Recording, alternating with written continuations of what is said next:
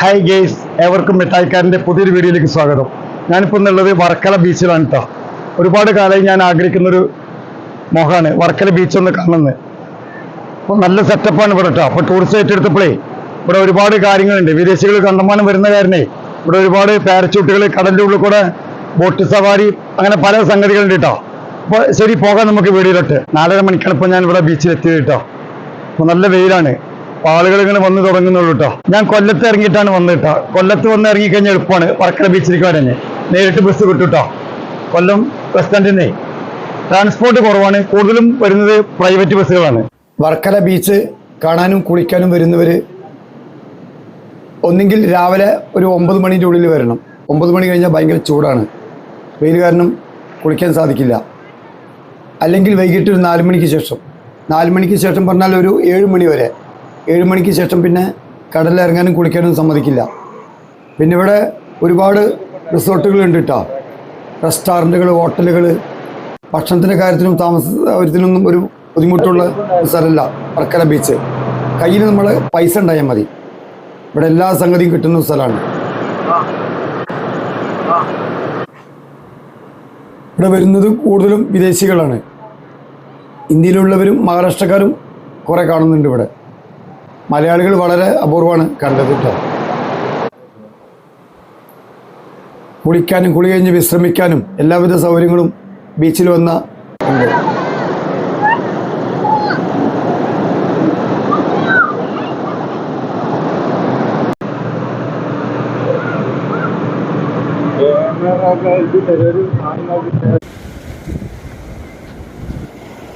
നമ്മുടെ കേരളത്തിലെ മിനി ഗോവ എന്നറിയപ്പെടുന്ന വർക്കല ബീച്ചിൽ ഒരുപാട് റൈഡുകൾ ഉണ്ട്. അതെന്തൊക്കെയാണെന്ന് നമുക്ക് നോക്കാട്ടോ. ഇവിടെ പ്രധാനമായും കുതിരസവാരിയാണ്. കുതിരസവാരിക്ക് ഒരു വ്യക്തിക്ക് 15 മിനിറ്റ് നേരത്തിന് 300 രൂപയാണ്. അത് കഴിഞ്ഞാൽ പിന്നെ ഇവിടെ വരുന്നത് പാരച്യൂട്ടുകളാണ്. കടലിനുള്ളിൽ കൂടെ 15 മിനിറ്റ് പാരച്യൂട്ടിന് 3000 രൂപയാണ് വാങ്ങുന്നത് ഒരു വ്യക്തിക്ക്. അതുപോലെ ബോട്ട് റേസിംഗ് ഉണ്ട് കേട്ടോ, 6 പേർക്ക് 5000 രൂപ.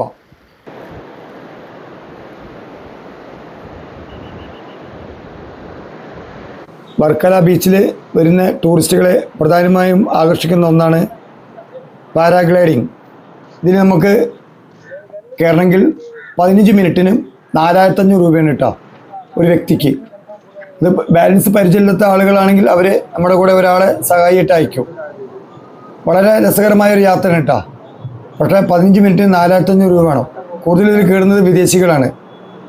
ബീച്ചിൻ്റെ മുകൾ ഭാഗത്തായിട്ട് കാണുന്നൊരു കുന്ന് കണ്ടില്ലേ, അവിടെയാണ് കൂടുതൽ റിസോർട്ടുകളൊക്കെ ഉള്ളത് കേട്ടോ. നമുക്ക് അവിടെ പോയി നോക്കാം.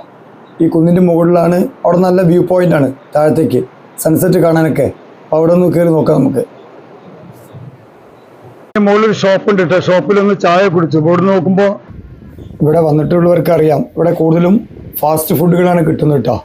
ഗ്രില്ല് ചെയ്ത മീനുകൾ, ഇവിടെ ഫിഷാണ് മെയിനായിട്ട്. അത് കഴിക്കാനാണ് കൂടുതലൂടെ വിദേശികൾ വരുന്നത്. ഗ്രില്ല് ചെയ്തേ ഫിഷുകൾ, വലിയ വലിയ ഫിഷുകൾ, നല്ല റേറ്റാണ്. പിന്നെ ഇവിടെ ഒരുപാട് കടകളുണ്ട് കേട്ടോ, പലവിധ മോഡൽ ഡ്രസ്സുകൾ. ഇവിടെ പലതരം വസ്ത്രങ്ങളുള്ള റെഡിമെയ്ഡ് ഷോപ്പുകൾ ഒരുപാട് കാണാൻ കഴിഞ്ഞു കേട്ടോ. ഇവിടെ മുകൾ ഭാഗത്തു നിന്ന് താഴോട്ട് സമുദ്ര അടിത്തട്ടിലേക്ക് നോക്കുമ്പോൾ വളരെ മനോഹരമാണ്. എല്ലാ സ്ഥലവും കാണാൻ നമുക്ക് സാധിക്കും. പിന്നെ പ്രത്യേകിച്ച് വരുന്നവർ ജൂൺ ജൂലൈ മാസങ്ങളിലൊന്നും വരരുത് കേട്ടോ. ഇവിടെ ഇറങ്ങാനോ കുളിക്കാനൊന്നും സാധിക്കില്ല. ഇതുപോലെ നടന്നു പോകുമ്പോൾ നമുക്ക് നല്ല രസമാണ്. താഴോട്ട് നോക്കുമ്പോഴേ ഒരുപാട് കാഴ്ചകൾ കണ്ടിട്ട് നമുക്ക് മനസ്സ് നിറഞ്ഞ് നടക്കാം. ഇവിടെ നിന്നാണ് പാരാഗ്ലൈഡിങ് സ്റ്റാർട്ട് ചെയ്യുന്നത്. ഒരു 6-7 ടീമുണ്ട് കേട്ടോ. ഇവിടെ നമ്മൾ 4500 രൂപ കെട്ടിക്കഴിഞ്ഞാൽ നമുക്ക് ഇതിൽ ഉല്ലസിക്കാം. കൂടുതൽ കയറുന്നത് വിദേശികളാണ്. പിന്നെ ഇതിൽ കയറാൻ ഭയമുള്ളവർക്ക് ഒരാളെ നമുക്ക് സഹായത്തിന് അയക്കും. എനിക്കിതിൽ കയറണമെന്ന് വളരെ മോഹമുണ്ട്, പക്ഷേ നമ്മളെ സാമ്പത്തികം അനുവദിക്കുന്നില്ല. 15 മിനിറ്റ് നേരത്തിന് 4500 രൂപ കൊടുക്കണം. അതുകൊണ്ട് ഞാൻ കയറിയില്ല. നല്ല ആഗ്രഹമുണ്ട് കയറണമെന്ന്, കയ്യിൽ പൈസ ഇല്ലാത്ത കാരണമാണ്.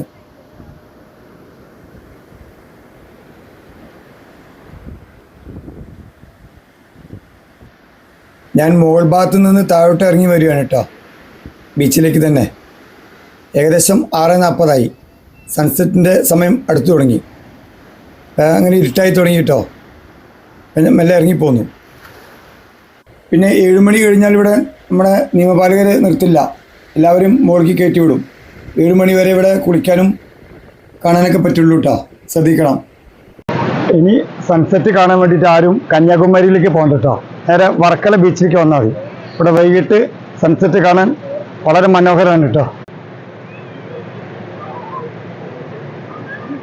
ഇവിടെ നല്ല വ്യൂ പോയിന്റ് ആണ് കേട്ടോ. സൺസെറ്റ് കാണുന്നുണ്ടെങ്കിൽ ഇവിടെ വന്നാൽ കാണാം. ഇത്രയേ ഉള്ളൂ വർക്കല ബീച്ചിലെ വിശേഷങ്ങൾ. നല്ലൊരു വീഡിയോയുമായി നമുക്ക് വീണ്ടും കാണാം. ബൈ.